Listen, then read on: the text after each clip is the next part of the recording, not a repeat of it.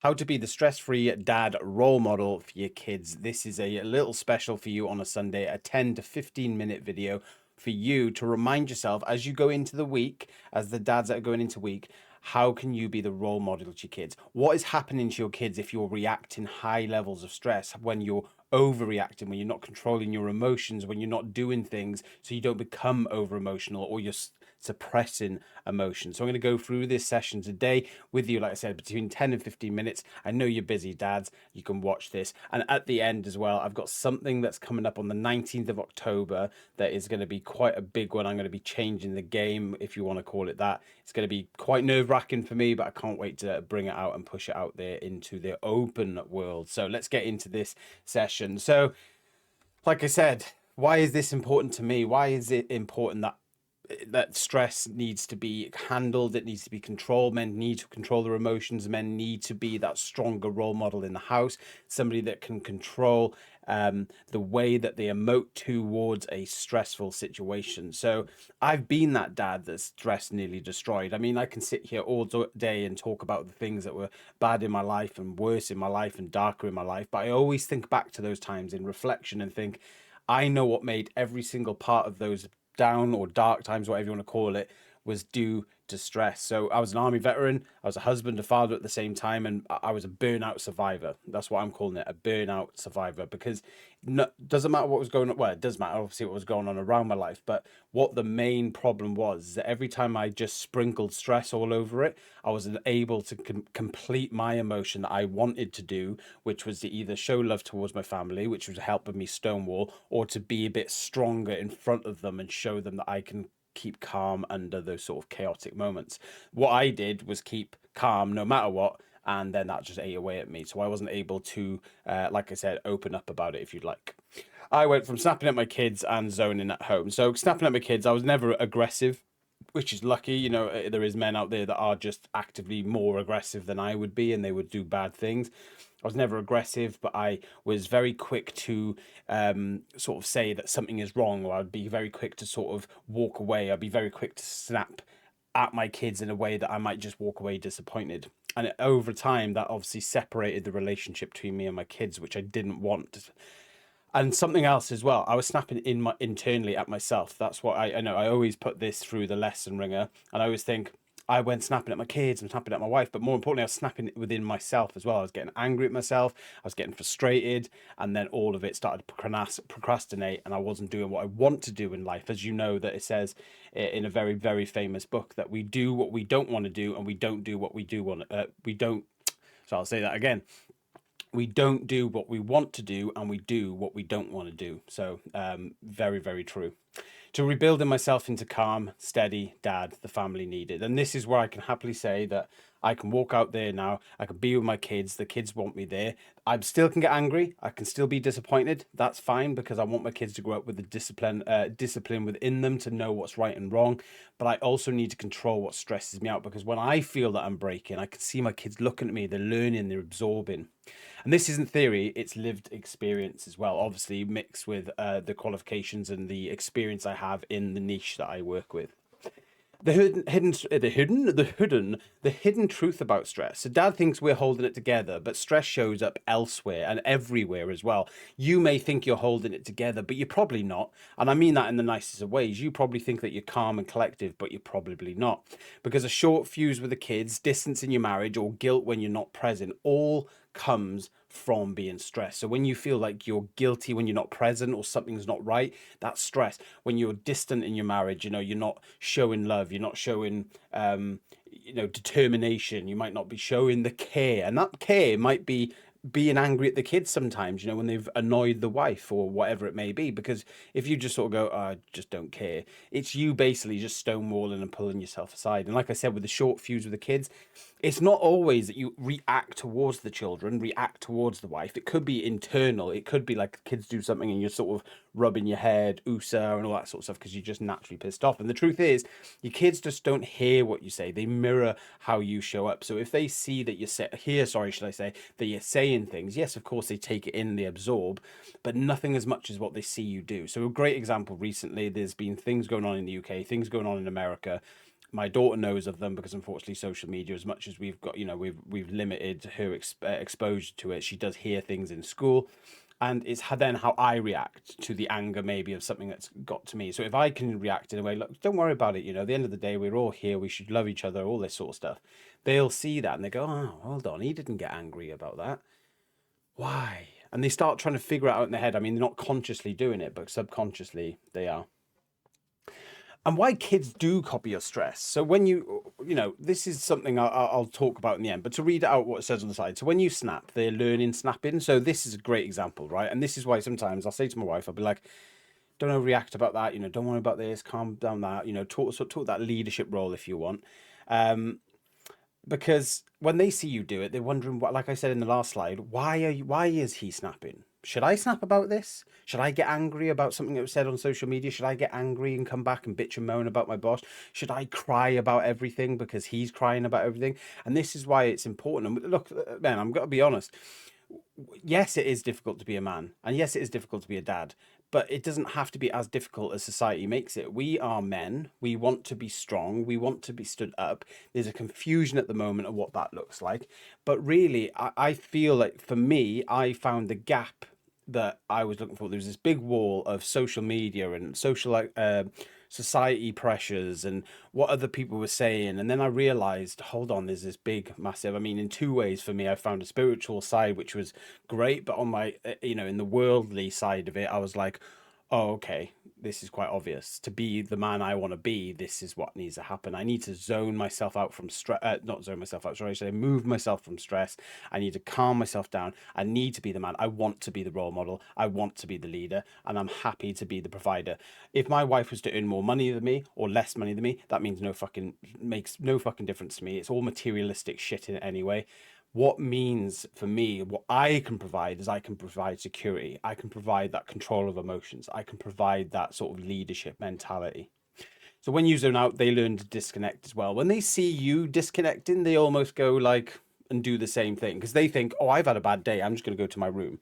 And I'm telling you now, and this is important for you all to know, it is more important for your daughters. And you'll see this as we get at the end of the slides. It is more important for your daughters because they'll go, oh, I'm very hormonal right now, especially when they get to a certain age, right? And if they see that you're a disconnector or you're the mother, and if you've got both parents that are disconnecting because they're stressed, then we've got a problem. But if you've got a dad that's disconnecting, they're like, why is a man disconnected? I must disconnect myself from men and I must be this and I must be that. And you're not bringing up your daughter to be the stress free person or stress relieved person, if you'd like. When you're calm, they learn calm.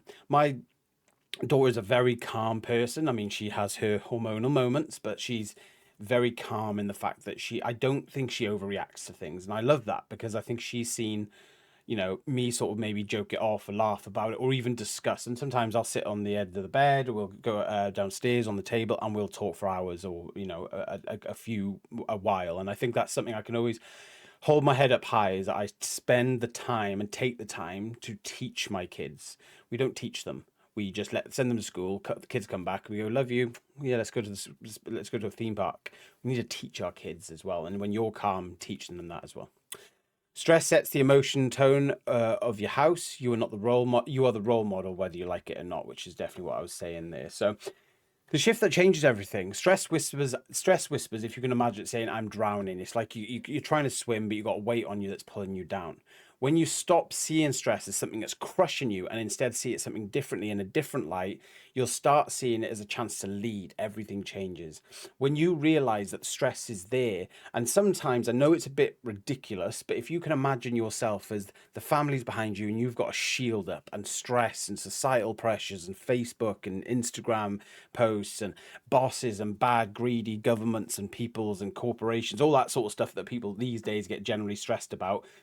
If you imagine you're there holding the shield up, and you should be happy with yourself as a dad like that. You want to be the guy that's at the front holding those shields up so your kids don't get hit with them. Because one day you're not going to be able to hold the shield anymore, and they're going to have to go out in front and they're going to have to hold up their own shield. So make sure you're preparing them for the battle of survival in life, being less stressed and be able to deal stuff. Because let's face it, they know out there that stress causes people to lower themselves to the actual potential they've got.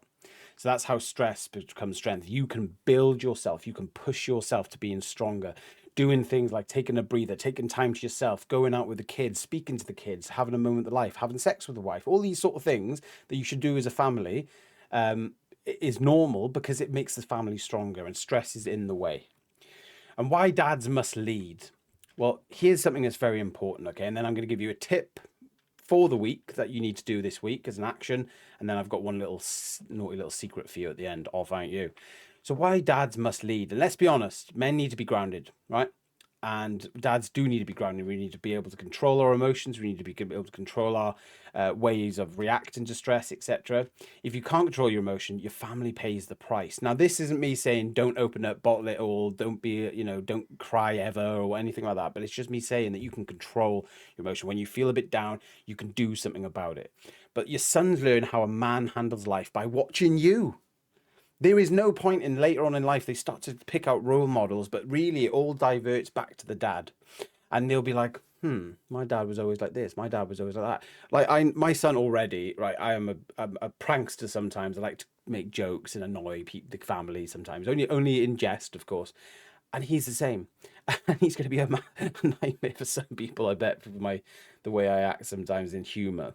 But I do know that he'll be able to deal with a lot of things. I know that he'll be strong. I know that he'll be brave. I know that he'll be able to control his anger and the monster inside him that we all have. He'll be able to contain it and control it and release those like stress demons, if you like. And for daughters, they learn what's safe. If they see you and think, well, this is what a man should look like. This, I mean, I do love him. You can't help the love for your mother, for your mother and father as a child. So that I love him and he's a twat. I must just go for twats. But if they love you and they can see that even though with your downfalls, there's sort of this thing behind you, this light, if you'd like, behind the darkness, they'll look at strength and what it looks like from you. And they'll also copy things like that.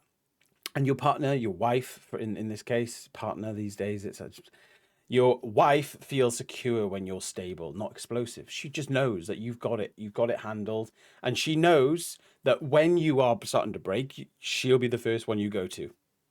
Oh, no, I'm really struggling this week. And they will honestly feel more like they can do something to help you. They want to help you because they know that you've been holding it under. My wife's, one day I might have a live with me and my wife and just talking about how our relationship is now, what it used to be, and what's different. Because she said it earlier, like the difference and why she is the way she is with me, why she's so loving and stuff like that, and it's because of what I'm talking about.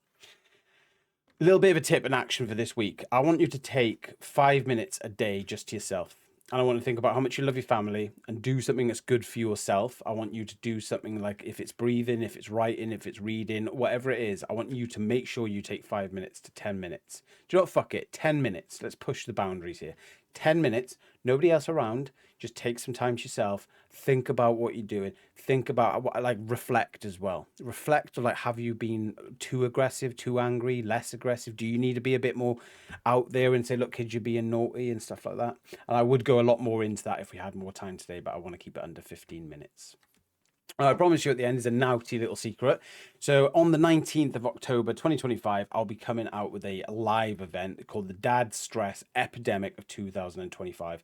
It is a live event. It's 3 p.m. on UK, and it is the first time that I'm going out on Facebook Live to everybody. This session is about the truth that dad needs to hear. Oh, hello, Chris. Why dads in 2025 are stressed more than ever, the hidden lies that keep you stuck, the truths about stress that no one else will say apart from me on Facebook, and I will be saying it live on Facebook, and simple steps to get your head back in the game. And then at the end is a naughty little secret I've been keeping under wraps now for probably the last 4 months. Some of you may have seen some stuff, but I'll be announcing that at the end as well. And I highly recommend you be there because this is going to be a game changer for men's mental health. All in the future, it's going to change men's mental health. So you can live happier with your family, be confident as a dad, and make stress your bitch. This is what you're going to be doing if you come on the 19th of, the 19th of October. So as it's around about 40 minutes and a half, and I said it'd be between 10 and 15 minutes, I want you to have a really good week. Remember that 5 minutes sort of like de-stress, 10 minutes, should I say, naughty shouty, 10-minute de-stress. And don't forget this event on the 19th of October as well, 2025. Be there at 3 p.m. or at least make sure you watch the replay. You are going to miss out on something, and it's only going to be up until November. It's only going to be a short amount of time, and if you miss it, you'll regret it. I promise you that. So I'll see you very soon. Have an absolutely lovely week, and I'll thank you.